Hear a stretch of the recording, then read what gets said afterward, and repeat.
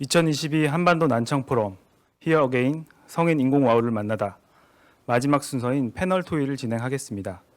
발표를 해주신 교수님들께서 함께 자리해 주셨습니다. 소개를 드리면 아주대학교 병원 정연훈 교수님,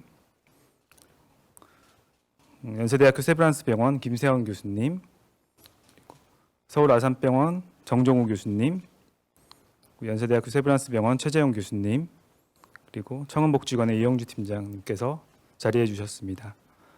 패널 토론은 대한이비인후과학회 사회공헌이사이신 전남대학교 병원 조형호 교수님과 청원복지관 심계원 관장님께서 함께 진행해 주시겠습니다. 두 분께 마이크를 넘겨 진행을 부탁드리겠습니다. 네, 지금부터 패널 토의를 시작하도록 하겠습니다. 안녕하세요. 저는 이번 패널 토의 자장을 맡은 대한이비인후과학회 사회공헌이사 조용호입니다. 네, 안녕하십니까. 우리 조용호 이사님과 함께 패널 토의를 맡은 청원복지관 심기현 관장입니다. 토론에 앞서 대한이비인후과학회 이번 한반도 난청 포럼을 주관하셨는데 정말 수고 많으셨습니다. 아이, 감사합니다. 이건 실무진에서 너무 수고가 많으셨습니다. 이번 포럼을 청원복지관에서 진행하다 보니까 준비하시느라 여러 가지로 수고 많으셨습니다. 네, 감사합니다. 대한이비인후과학회와 청원복지관은 협력이 정말 잘 되는 것 같습니다.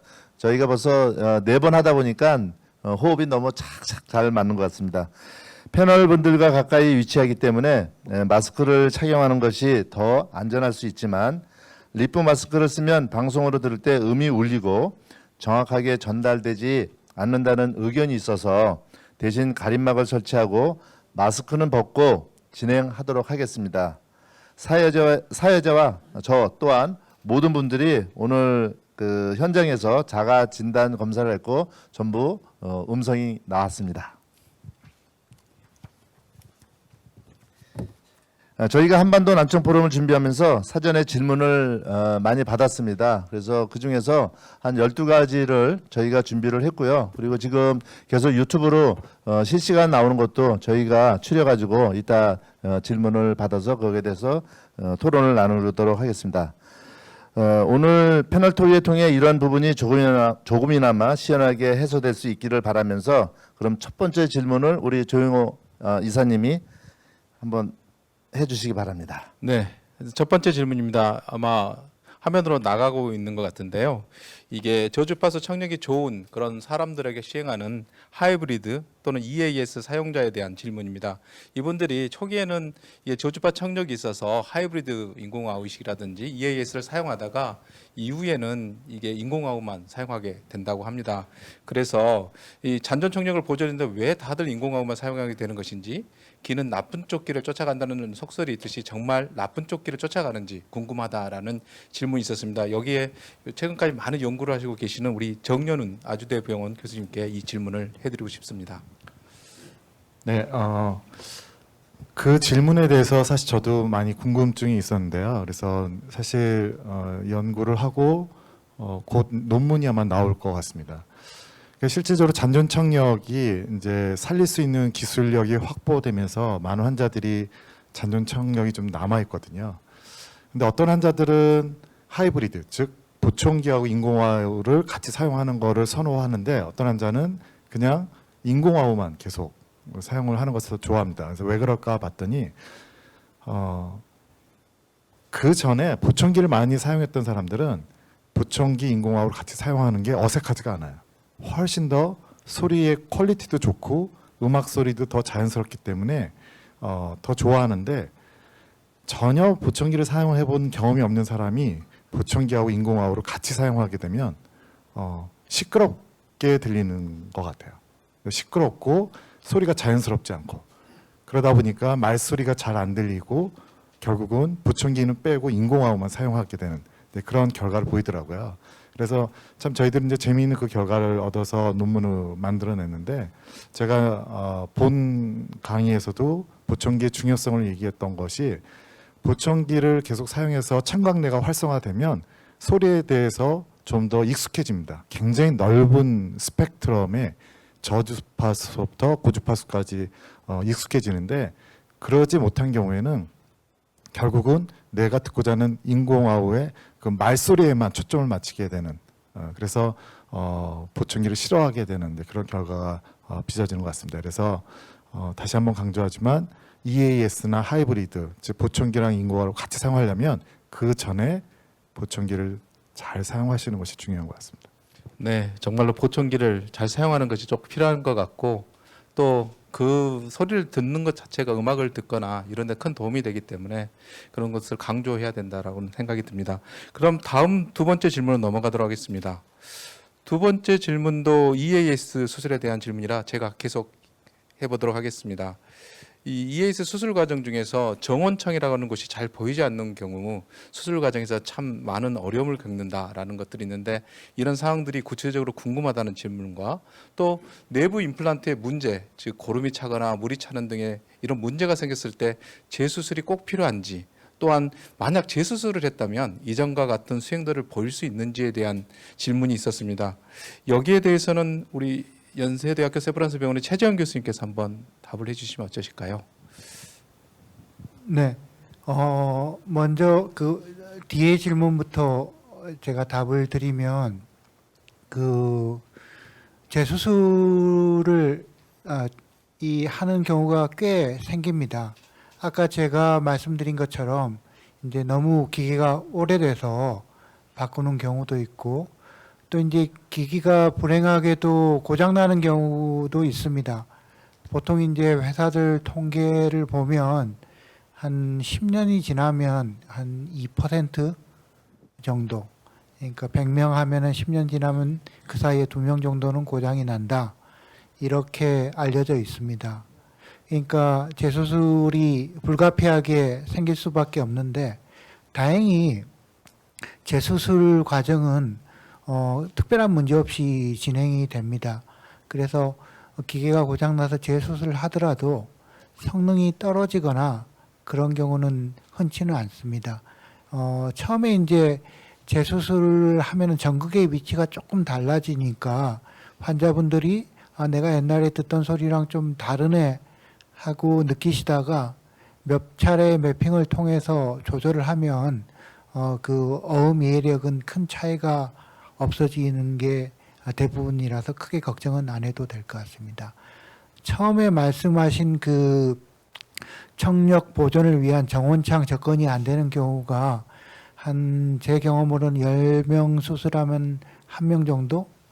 그런데 이제 경험 많으신 선생님들은 다른 방법, 예를 들어서 고막을 통해서라든지 아니면은 웨이도 그 후벽을 좀 제거하고 수술을 하든지 해서 뭐 어지간해서는 청력 보존 수술을 하는데 못하게 되는 경우는 거의 없는 것 같습니다. 예, 말씀 잘 들었습니다. 그러면 이번에는 제가 한번 질문을 하겠습니다. 예, 이거 저도 굉장히 고민하는 질문이고요. 많은 부모님들이나 다들 이렇게 생각을 많이 하는 겁니다. 에바스 청신경 병증 판정을 받으면 일찍 인공아우를 해야 더 도움이 되고 이명에도 인공아우가 도움이 된다고 들었습니다. 실제로 도움이 된다는 근거가 있나요? 특히 에바스로 진단받고 머리를 조심해야 한다는 불안감은 있지만 인공아우를 하지 않고 버티다가 청력 변동 없이 보청기로만 생활하는 사례도 있던데요. 보청기 소리도 좋아한다면 굳이 인공아우를 해야 할까요? 참 이거 많은 부모님들이 고민하는 겁니다. 이 질문에 대해서는 우리 연세대학교 김성원 교수님께서 부탁드리겠습니다.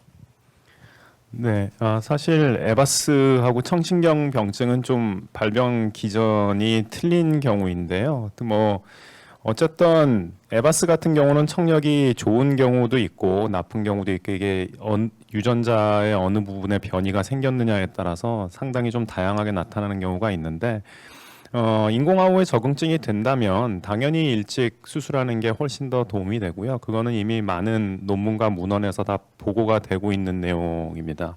그다음 두 번째 질문은 보청기 소리를 좋아하면은 보청기를 계속 쓰고 인공아우를 안 해도 되느냐? 이것도 사실은 뭐 청력에 달린 문제죠. 근데 에바스 같은 경우는 청력이 계속 변동을 하는 경우가 많거든요. 떨어졌다 올라갔다 할 수도 있고 결국에는 점점 떨어지는 경우가 많은데 청력 정도에 따라서 뭐 한 40, 뭐 50, 그 사이라면야 보청기를 꾸준히 사용을 하겠지만 크리티컬한 레벨까지 갔을 때는 당연히 인공아우를 해야 된다고 생각을 하고요. 그거는 이제 환자별의 변이 유형이나 청력도에 따라서 적절하게 선택해야 된다고 생각합니다. 예, 말씀 잘 들었습니다.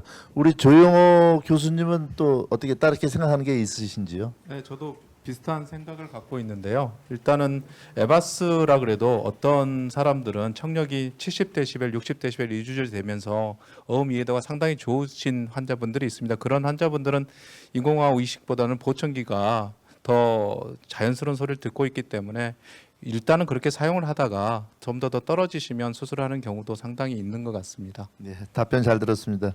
여기 패널로 앉으셔도 되시는데 제가, 예. 저도 의견을 한번 얘기해도 될까요? 네네네. 네. 그러니까 청신경 병증이나 이제 그 에바스가 문제인데요. 한 60데시벨 이내에 있으면 보청기로도 충분히 재활이 되는데 60에서 한 70데시벨 정도 되면 애매한 것 같아요. 그러니까 정상적인 커뮤니케이션 소통이 되기가 좀 쉽지 않은데 그래서 저 같은 경우에는 양쪽이 그 정도면 한쪽은 수술을 권합니다. 그래서 60에서 70데시벨 정도에 걸려 있으면 비급여라도 인공화호 수술 한쪽을 해서 잘 듣게끔 하고 한쪽은 보청기로 해서 진행을 하다가 나중에 이제 나빠지면 이제 반대측도 이제 수술을 할 수 있으니까 그렇게 하는 게 훨씬 더 어린아이가 자라는 데서 문장 이해나 말하는 거에 대해서 도움이 되는 것 같습니다. 그래서 양쪽 다 보청기로 이렇게 가는 것보다는 한쪽은 인공화호로 가는 것이 낫지 않을까 그런 생각이 있습니다. 예, 우리 최재형 교수님은 또 뭐 다른 의견 있으십니까? 중요한 문제라서 저도 의견 간단하게 말씀드리면 전적으로 정연훈 교수님 의견에 동의를 하고 그 자료를 하나 소개시켜 드리려고 제가 말씀을 드리려고 하는데 우리 인공화호 수술 기준이 70데시벨이잖아요. 보험 기준이. 그래서 마치 70데시벨보다 청력이 좋으면은 인공화호 수술을 할 필요가 없고 보청기가 더 낫다고 생각하는 경향이 있는데 한 4년 전에 호주에서 그 호주 난청 그 가장 인공화호 수술을 많이 하는 병원에서 나온 자료를 보면 60에서 65데시벨인 난청 아이들을 보청기만 가지고 5년 동안 지켜본 거랑 한쪽을 인공화호 수술을 한 거랑 비교를 해봤더니 65데시벨에서는 인공화호를 한쪽 한 아이들이 훨씬 더 언어 발달이 좋더라. 이런 결과가 있으니까 이를 참고해 가지고 결정하시면 좋을 것 같습니다. 아주 좋은 말씀 잘 들었습니다. 65dB에서는 이 어린이에서는 그런 한쪽에는 인공화호를 쓴다. 예, 우리나라에서도 그런 걸 좀 연구를 했으면 좋겠습니다. 뭐 에바스 제가 맞아 또 질문을 제가 하겠습니다. 에바스는 정정 도수관이 확장되고 내림프액이 역류되어 청력 손실을 일으킨다고 하는데 유모 세포의 손상 여부 정도와는 관계없이 CI를 이식하면 수행이 더 잘 이루어지는 건가요? 그리고 에바스의 경우 EAS도 선택을 많이 하는지 CI를 했더라도 머리의 충격과 컨디션 조절을 계속 되어야 하는지 궁금합니다. 또한 내림프액이 평행기관으로 역류하는 경우도 있다고 들었는데 인공화호 수술을 했더라도 그러한 상황이 발생될 수 있나요? 그렇게 되면 어지럼증까지 유발하나요에 대해서 아까 말씀 잘해주신 정현훈 교수님 한번 부탁 더 드리겠습니다. 네, 우리나라 이제 에바스 환자들이 한 20-30%, 한 20%는 충분히 되는 것 같습니다. 그만큼 흔한데요. 그 전정도수관 확장증, 즉 그 내림프낭이 커져서 사실은 그쪽에서 내림프가 흡수돼야 되는데 확장되고 압력이 올라가다 보니까 거꾸로 달팽이관으로 내림프가 역류를 해서 손상을 준다는 이런 가설들이 있죠. 그럼에도 불구하고 인공화호 수술을 하면 사실은 직접적으로 신경을 자극하는 거니까 전혀 성능에는 문제가 안 됩니다. 그래서 인공화호 수술을 하면 에바스 환자에서는 아주 효과가 좋은 걸로 되어 있고요. 이렇게 역류를 하다 보니까 이게 달팽이관에도 영향을 미치고 가끔 이제 청력이 떨어지는 거죠. 그 전에 떨어졌다가 좋아졌다 할 거고 어지럼증도 똑같이 유발할 수 있습니다. 그래서 수술한 후에 달팽이관은 인공화우로 들으니까 청력은 해결이 됐지만 이 전정기관 쪽은 계속해서 압력이 작용을 해서 어지럼증이 있을 수 있습니다. 그래서 제 환자도 실질적으로 중학생, 고등학생 될 때까지 이렇게 1년에 두세 번씩 어지러움이 계속 오는 환자가 있었습니다. 그래서 나중에는 결국은 그것도 무뎌지기는 하는 것 같아요. 그래서 어지럼증 충분히 올 수 있고요. 머리 충격 얘기를 하셨는데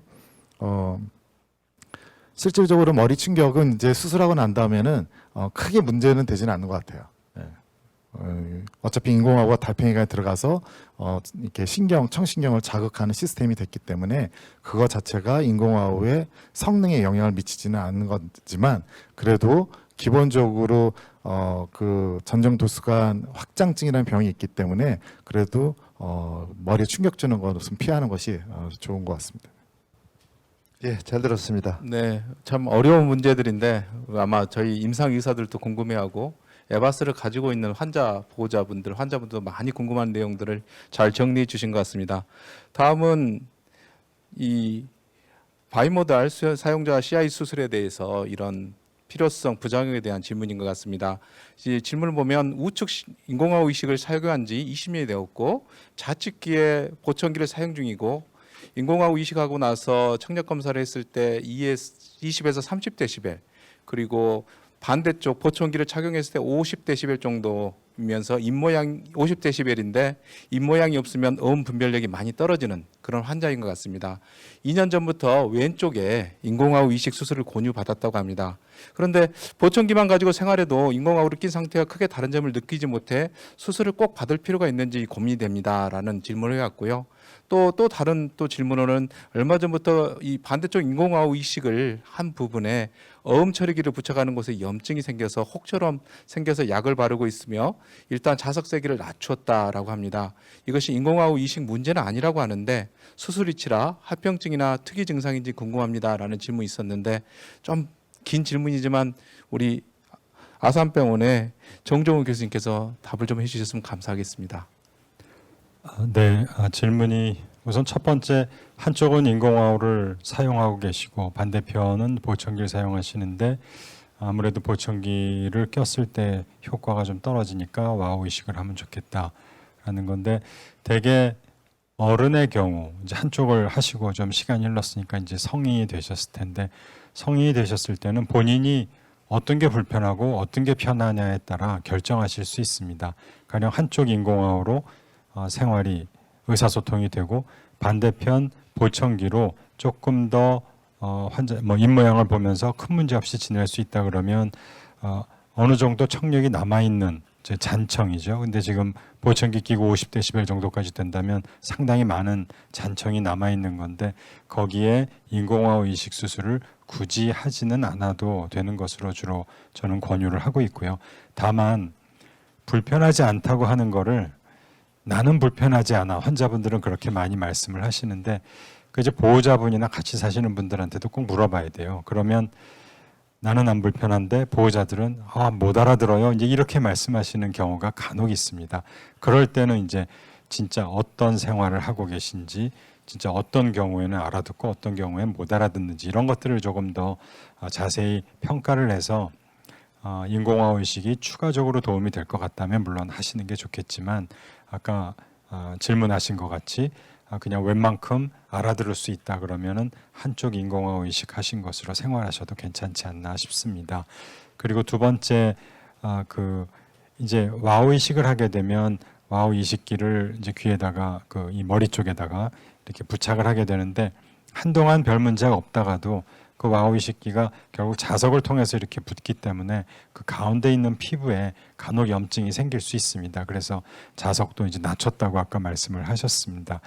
자석을 낮추고 생활을 하는데도 또 자꾸만 문제가 된다면 물론 이제 거기 이제 연고 같은 것도 바르고 또 잘 때는 반드시 이거를 띄어놔서 피부가 좀 호전이 되게끔 하는 그런 방법이 좋고요. 이제 그렇게 해서 되게 좀 지나면은 또 이제 좋아집니다. 하지만 그게 너무나 반복적으로 안 좋아진다면 자석을 저는 더 낮추고 당분간은 자석이 아니라 그러니까 자석에 이걸 낮추면은 잘 붙질 않죠. 그러면은 자석을 낮추고 간단한 붕대 같은 것으로 붙여서 인공화호를 좀 사용을 해봐라. 즉 중간에 껴있는 피부에 너무나 많은 압력이 가해지지 않도록 그렇게 하는 것도 좋은 방법일 것 같습니다. 물론 이제 그렇게도 되지 않으면요, 그렇게 되지 않고 계속 거기 염증이 생긴다면 진짜 드물게는 와우 이식기 위치를 조금 옆으로 바꿔주는 이제 그런 수술도 드물게 하는 경우가 있으니 그 부분은 아마 그 의료기관에 방문하셔서 결정을 하셔야 될 것 같습니다. 네, 감사합니다. 다음은 아마 편측성 난청의 인공화우 이식에 대한 질문인 것 같습니다. 최근 들어서 이런 돌발성 난청이나 어떤 외상성 난청 등이 생겨가지고 청력이 회복되지 않았을 때 그쪽에 인공화우 이식을 하는 경우들이 늘어나고 있는데, 이런 청력 비대칭 사례의 인공화우 효과가 상당히 흥미롭다고 합니다. 그래서 편측성 난청으로 한쪽이 정상이면서 반대쪽이 이게 농인 경우에 재활이 쉽지 않다고 들었습니다. 그렇다면 일상에서의 인공화우 이식밖에는 답이 없을까요? 라는 게 첫 번째 질문이고, 또한 매핑 또한 대상자의 주관적 반응으로 이루어질 텐데 기기에 대한 판단이 안 된다면 어떻게 그것을 이루어지나요? 라는 질문이 있었는데, 이것은 우리 세브란스 병원의 최재현 교수님께서 좀 답을 해주시면 감사할 것 같습니다. 네, 먼저 그 편측성 난청에서 이제 인공화호 식술이 시행된 게 불과 그 몇 년 전부터 이 활발하게 시행이 되고 있는데, 성인에서는 아까 질문처럼 돌발성 난청이라든지 이런 경우에는 상당히 효과가 좋은 것으로 알려져 있지만, 선천성 난청인 경우에는 난청의 시기라든지 아이의 연령, 그다음에 안쪽에 청신경의 상태에 따라서 아주 다양한 결과를 가지고 오기 때문에 아직까지 그 효과에 대해서는 일률적으로 얘기하기는 좀 어려운 상태인 것 같습니다. 어쨌든 그 편측성 난청인데 인공화호 수술을 한 경우에 양측 난청하고 좀 다른 면이 있습니다. 질문하신 것처럼 한쪽을 잘 듣기 때문에 반대쪽에 인공화호를 하더라도 이 인공화호를 한쪽으로 소리를 인지하기가 쉽지가 않습니다. 따라서 그쪽으로 인공화호를 통한 재활도 어려워질 것이고 기계 조절도 쉽지 않습니다. 그런데 다행히 최근에는 그 와이어레스 무선 연결 시스템이 나와서 인공화호를 한쪽으로만 소리를 전달해 줄 수 있는 방법들이 있죠. 예를 들어서 이제 아이패드나 이런 스마트폰을 가지고 이 블루투스로 연결을 해서 듣게 되면 정상 청력을 가진 쪽으로는 소리 자극이 없기 때문에 충분히 양측 난청하고 비슷한 재활이 가능해집니다. 그래서 이런 최근 디바이스들을 이용하면 충분히 매핑과 재활이 가능해집니다. 예, 잘 들었습니다. 이어서 제가 질문을 하겠습니다. CI 이식 이후에 에보 기기를 바로 부착하는 경우도 있다고 아는데요. 개인의 피부 두께에 따라서 달라질 수 있다고 생각됩니다. 기기를 부착하면 찌릿찌릿 전기가 통하는 느낌이 나는데요. 부착 시기 때문에 영향이 있는 것인지 매핑의 문제인지 궁금합니다. 매핑을 받아서 전류량을 적게 하면 안 들리고 적절하다고 말하는 정도에서는 생활이 피곤하고 불편합니다. 이 질문은 우리 김성원 우리 교수님이 한번 부탁드리겠습니다. 네. 그 인공화호 수술을 하고 나서 그 전극이 주변의 다른 신경을 자극해서 저릿저릿한 느낌이 나거나 안면 연축이 일어나는 경우가 간혹 있는데요. 이거는 이제 자극의 펄스, 그러니까 전기 자극의 넓이와 그 피치, 자극의 세기 중에서 세기가 더 관련이 있는 경우가 많고, 그래서 세기를 낮추고 뭐 펄스를 좀 높인다든지 해서 조절을 좀 할 수 있는 방법도 있고, 아니면은 그 자극하는 전극을 끈다든지 자극 그 강도를 무척 낮춘다든지 해서 조절을 해가지고 피하게 되는 방법도 있는데, 당연히 뭐 자극의 강도를 낮추거나 그런 조절을 하게 되면은 좀 듣는 능력이 떨어지게 되는 게 수반되는 경우가 있습니다. 근데 어쨌든 자극을 조금 견딜 수 있는 정도로 일정 기간이 지나면 그게 이제 좀 적응을 한다 그러죠. 어댑테이션을 해서 그런 게 약해지는 경우가 있고, 그때마다 이제 조금씩 다시 조절을 해서 높이면 어느 정도 적응하면서 지낼 수 있는 레벨로 가는 수가 있어서 그런 방법을 쓰는 것도 방법일 것 같고요. 아니면은 뭐 듣는 퍼포먼스가 그렇게 아주 차이가 안 난다면은 전극을 줄이거나 뭐 자극을 조금 낮추는 방법이 있을 것 같습니다. 예, 말씀 잘 들었습니다. 이어서 우리 조영호 이사님께서. 네, 저는 이 인공화호 이식에 대한 이미지에 대한 질문을 한번 해보도록 하겠습니다. 우리가 그 청소년들이 인공화호 이식을 끼는 거에 착용하는 거에 대해서 상당히 부담을 느끼는 그런 청소년들이 있는 것 같은데요. 삶의 관점에서 바라본 인공화호 착용과 의사소통에서 대상자들의 성향이 바뀌게 된 계기가 친구 관계 속에서의 문제 및 사회적인 시선과 관련이 높던데, 아이 양육 과정에서 자신의 장애 및 보장구 착용의 부분을 어떻게 건강하게 받아들이도록 설명하는 것이 좋은가요? 아마 이것은 언어 치료를 담당하시는 분들이 이야기해 주시는 게 좋을 것 같아서 저희 청음복지관의 이영주 팀장님께서 답변해 주시면 좋을 것 같습니다. 네, 일단 보장구를 건강하게 받아들이는 주체, 대상자에 따라서 나누어 생각해 볼 수 있을 것 같습니다. 일단 가정에서는 이제 부모님이 먼저 보장구에 대해서 어떻게 생각을 가지고 계신지, 그것을 설명하고 노출시키시는지에 대한 태도 부분이 확인되어야 할 것 같습니다. 보장구를 착용하게 된 이유를 이제 인공화호 끼면 소리가 잘 듣도록 도와주는 거야.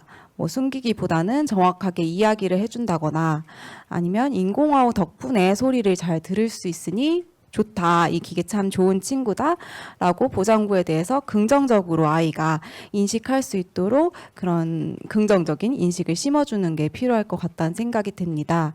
연결해서 이제 자녀로서는 사실관계의 중심이 이제 친구로 옮겨가는 시기에 공통점이나 차이점을 찾기 시작하는데요.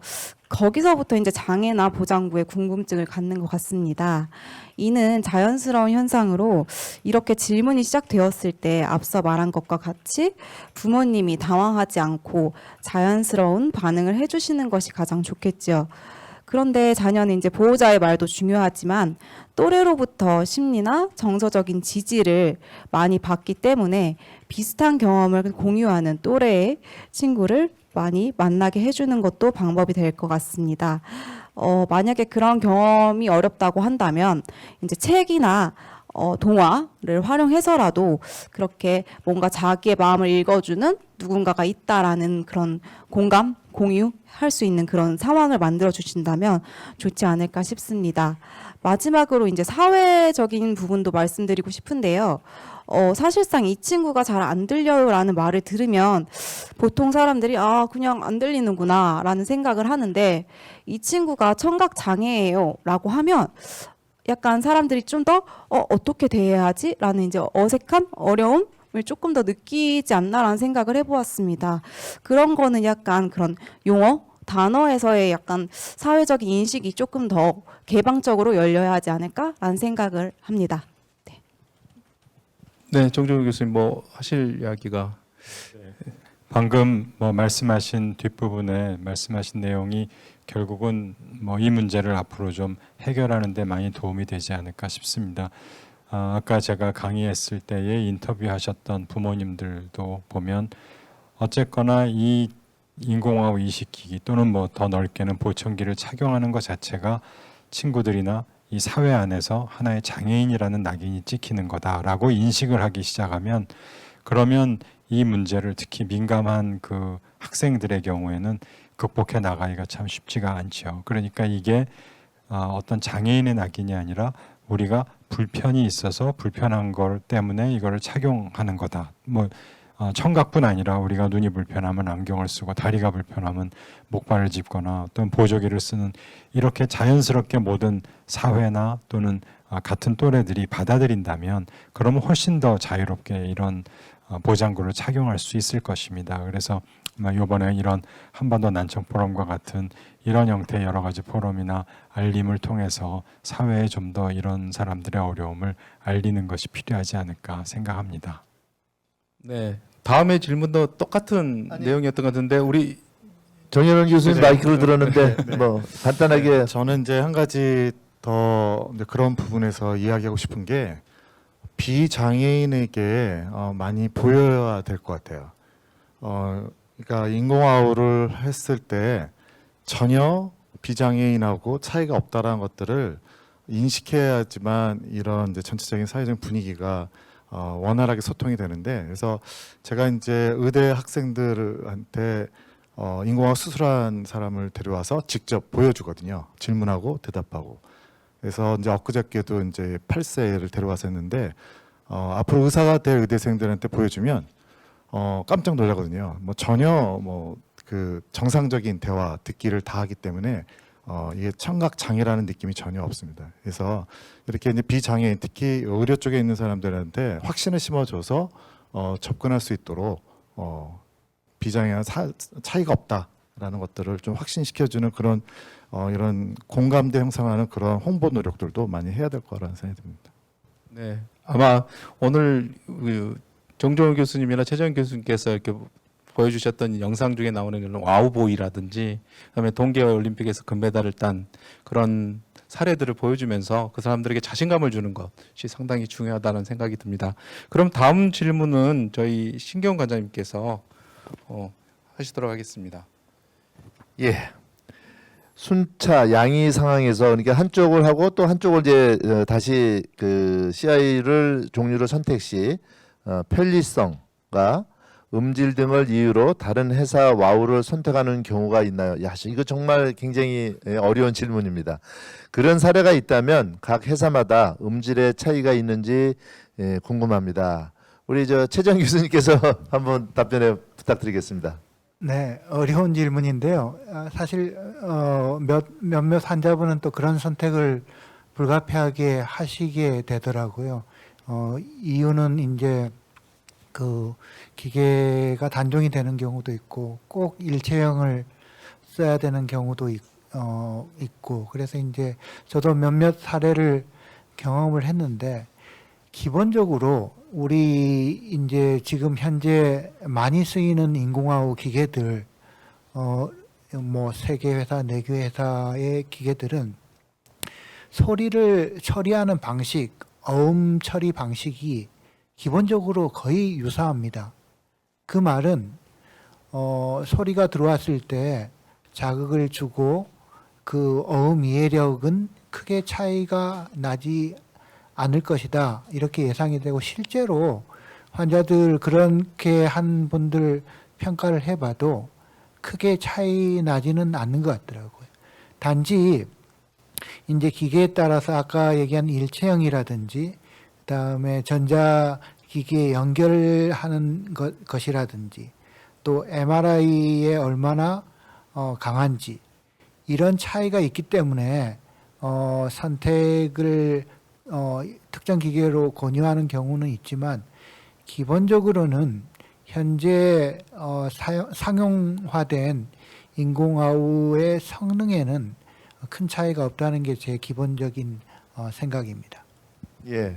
제가 또 다른 질문을 하나 하겠습니다. 만약에 교수님한테 환자가 왔을 때 한쪽을 A사의 CI를 하고 있고 B회사 거를 반대측에 한다 그러면은 교수님은 어떻게 상담을 할 것 같습니까? 특별한 이유가 없으면 같은 회사 기계로 하라고 권유를 합니다. 왜냐하면 이제 매핑이 프로그램이 회사마다 다 다르고 AS 받는 게 다 다르기 때문에 이 아까 얘기한 그런 사례 같은 경우는 한쪽은 이 프로그램을 하고 프로그램을 바꿔서 반대쪽을 하게 되고, 또 요새는 이제 양쪽 기계 간에 그 소통을 하게 돼 있거든요. 그런 기능도 떨어지니까 특별한 사유가 없는 한 그 같은 회사 제품을 하는 게 좋은데 특별한 이유가 있으면은 가능은 하다 이렇게 말씀드릴 수 있겠습니다. 예, 답변 잘 들었습니다. 자, 그러면 이제 질문이 한 몇 개 남았고요. 그리고 지금 실시간 유튜브로 해서 질문이 몇 개 들어왔는데 그 중에서 한 3개, 4개 정도를 선정해서 바로 질문 이어가겠습니다. 예. CI 이식이 잘 되었더라도 대상자의 만족도가 높지 않은 경우 어떤 대응이 이루어지는지 궁금합니다. 특히 요새는 병원 내에 사회 서비스도 다양하게 있다고 하는데 연계되는 프로그램이 있나요? 이거는 제가 봐서 한 그 병원에다가 한번 여쭤보겠습니다. 먼저 우리 아산병원의 정정호 교수님 부탁드리겠습니다. 네. 일단 대상자의 만족도가 높지 않은 경우가 있지요. 그 와우 이식을 했다고 해서 항상 정상 청력과 동일하게 듣는 경우는 아니기 때문에 나는 이거보다 훨씬 잘 듣는 걸 원했는데 거기에 미치지 못하는 그런 경우가 종종 있습니다. 특히 이제 나이가 드신 분들은 청력이 많이 떨어져서 와우 이식을 하시는데 그게 그 말초 청력 기관뿐 아니라 결국 나이가 드시다 보면 이제 중추 청력 기관도 조금 노화가 돼서 그쪽에서 받아들이는 기능이 떨어지시는 경우는 본인이 젊었을 때 들었던 그 정도의 청력까지 듣지를 못하시거든요. 이제 그러면 좀 많이 불편해하십니다. 특히나 아까도 잠깐 논의됐지만 어른들의 경우 이제 한쪽을 보험을 해주기 때문에 대개 한쪽을 하시거든요. 이제 그런 분들이 양쪽을 하시면 훨씬 더 좋을 것 같기는 한데 이제 양쪽을 권유하면 이제 반대편은 또 보험이 안 되니까 상당한 경제적인 부담이 돼서 하시지 못하고 이제 한쪽을 하시고 만족하지 못한다. 이제 이런 경우가 종종 있습니다. 이제 그럴 때는 뭐 최대한 우리가 매핑과 그 다음에 그 외부 기기를 이제 조율을 해서 조절을 최대한 조절을 하는 방법이 우선 1차적인 방법이고요. 또 하나는 이제 그 다음부터는 이제 주위 분들한테 제가 말씀을 드리거든요. 이제 가족분들한테 와우 이식을 했어도 말을 빨리 하면 알아듣지 못하신다. 특히 나이 드신 분들 또 시끄러운 데서 말씀하시면 잘 알아듣지 못한다. 그러니까 처음엔 조용한 데서 말씀하시고 한마디 한마디 하시다 보면 점점 그게 좀 익숙해지실 거다. 하면 이제 그렇게 꾸준히 따라오시는 분들은 나중에 뭐 한 1, 2년 지나면 조금 나아졌다. 뭐 이렇게 말씀을 하시기 때문에 그런 이제 가족분들도 그런 상황을 이해를 하셔야 됩니다. 수술했으니까 이제 수술한 다음부터 갑자기 잘 들리겠지. 그러시지가 않거든요. 그러니까 이제 그런 거를 가족분들도 이해하셔서 조절해 주셔야 되고요. 또 하나는 아까 그러면 병원 내에 그거를 도와주는 어떤 기구가 있느냐. 일단 경제적인 거를 도와주는 기구는 대개 사회복지팀 같은 곳을 통해서 도와주는 기구가 있고요. 근데 경제적인 거 아니고 이게 잘 만족스럽게 듣지 못한다 하는 경우는 결국 병원 내 언어 치료실 또 매핑실을 뭐 자주 오셔서 매핑을 자주 하고 또 언어 치료를 하고 때로는 병원 내에서 만들어진 언어 치료 재활 앱 같은 것도 접속하셔서 교육을 받으실 수 있도록 그렇게 안내해 드리는 경우가 있습니다. 예, 잘 들었습니다. 우리 아주대 정현우 교수님 뭐 또 좋은 거 있습니까? 뭐 동일하고요. 제가 이제 가장 힘들었던 환자 중에 어르신인데 3년 동안은 계속 불평을 하셨는데 3년이 넘어가면서부터 들린다고 이제 만족감을 표시한 분이 계셨는데요. 그분은 계속해서 그래도 꾸준히 언어 치료를 하고 가족들이 정말 많이 도와주셨어요. 그래서 어른들 같은 경우 굉장히 긴 기간 재활을 했을 때 이렇게 소통이 가능한 경우가 있기 때문에 포기하지 마시고 열심히 노력하시면 좋아질 수 있는 것 같고요. 저희 프로그램 같은 경우는 병원 내에서 다 소화가 안 되기 때문에 저희 같은 경우는 이제 바로 근처에 이렇게 또 언어치료 센터가 따로 있어서 이렇게 그쪽으로 또 연계를 같이 하면서 자주 접할 수 있도록 그 프로그램들을 좀 더 쉽게 접할 수 있도록 그렇게 안내해드리고 있습니다. 네, 정말로 가족의 서포트가 상당히 중요한 것 같습니다. 특히 나이 드신 분들이 혼자 계시는 이 인공화학 이식 환자분들의 결과가 상당히 좀 안 좋아지시는 것들을 보면 가족들이 좀 잘 좀 돌봐주시고 가족들이 그것을 이해하고 도와주시면 결과가 상당히 좋을 거라는 그런 생각을 하고 있습니다. 그리고 다음 질문으로는 이런 사회 직장 생활에 대한 내용인데요. 인공화후 이식을 하고 나면 재활이 중요하다고들 하는데 사회적인 상황을 배제할 수 없는 성인의 경우에 재활에 투자할 시간도 비용도 제한적일 수밖에 없습니다. 이와 같은 경우에 인공화후 이식을 하지 않은 것이 나은가요? 아니면 그럼에도 빨리 수술하는 것이 좋은가요? 또한 수술 후 재활 없이 일상생활에서의 팁이 있을까요? 라고 하는 질문을 해주셨는데 여기에 대해서는 저희 최재형 교수님께서 해주시면 좋을 것 같습니다.